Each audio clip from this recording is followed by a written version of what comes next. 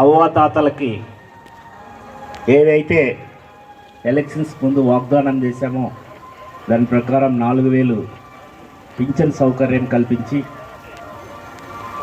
ఈ రాష్ట్రాన్ని పూర్తిగా 20 ఏళ్ళు వెనక్కి తీసిపోయి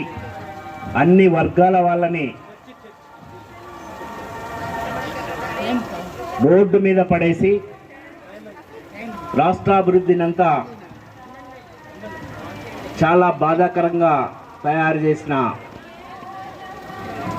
గత ముఖ్యమంత్రి జగన్మోహన్ రెడ్డి గారికి మీ ఆశీర్వాదంతో బుద్ధి చెప్పి మరి ఇక్కడ మీ అందరి ఆశీర్వాదంతో మన కష్ట సుఖాలలో భాగం పంచుకుంటూ ఎప్పుడు ఎల్లవేళలా నేనున్నాను మీకు అండగా అంటూ మరి ఎమ్మెల్యేగా ఇక్కడ ఎన్నికై ఒక మంచి రాజకీయ కుటుంబం నుంచి గౌరవ్ కుటుంబం నుంచి విచ్చేసి మనకంతా అండగా నిలిపి మనందరి ఆశీర్వాదంతో మరి ఈరోజు ఈ మంచి ప్రభుత్వంలో అనే కార్యక్రమంలో పాల్గొన్న ఎమ్మెల్యే గారు శ్రీమతి గౌరి చరితమ్మ గారికి ప్రత్యేక నమస్కారాలు తెలియజేసుకుంటూ మరి అట్లాగే ఈ కార్యక్రమాన్ని చాలా చక్కగా నిర్వర్తిస్తూ మరి ఈరోజు ప్రాజెక్ట్ ఆఫీసర్ వెంకటలక్ష్మమ్మ గారికి మరి అట్లాగే పెద్దలు గౌరవనీయులు మరి మనకంతా సుపరిచితులు మళ్ళీ రాజకీయాలలో సీనియర్ నాయకుడు మార్కెట్ యార్డ్ చైర్మన్ ఎక్స్ పెరుగు పురుషోత్తం రెడ్డి అన్న గారికి మరి ఇక్కడ వేదికను అలంకరించిన కల్లూరు మండల అట్లాగే కల్లూరు నియోజకవర్గం నాయకులకు మరి అట్లాగే 29, 30, 31 వార్డు ఇన్ఛార్జెస్కి కార్పొరేటర్ గారికి ఆఫీసర్స్కి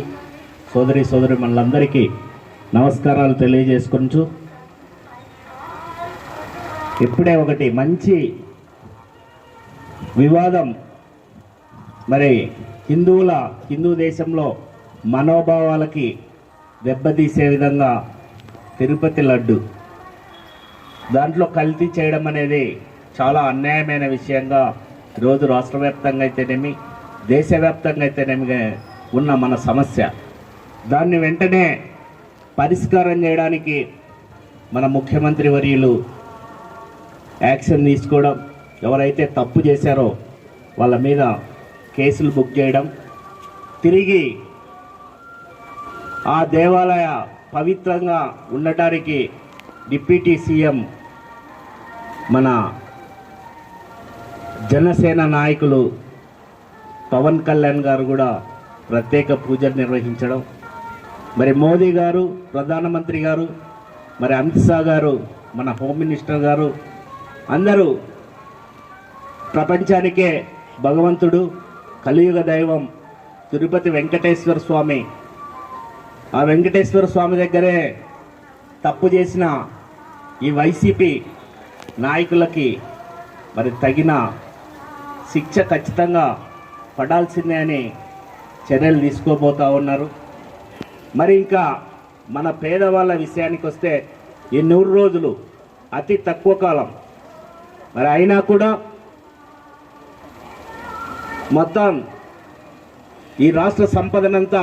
లూటీ చేసుకొని పోయారు వైసీపీ వాళ్ళు. కానీ ఏ మాత్రం వెనకడుగు వేయలేదు. ఉద్యోగస్తులకంతా 1వ తారీఖు పింఛన్, మరి 1వ తారీఖు జీతాలు, పింఛన్ 1వ తారీఖు,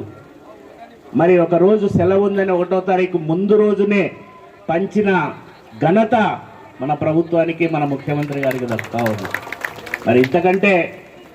ఇంకా మంచి ప్రభుత్వం మనకేమొస్తుంది అనేది ఒక్కసారి ఆలోచన చేయాలి. ల్యాండ్ టైటిలింగ్ యాక్ట్ పేదవాళ్ళ యొక్క తరతరాల వారసుల నుంచి వస్తున్న పట్టాలు కానీ పాస్బుక్లు కానీ అవన్నీ మన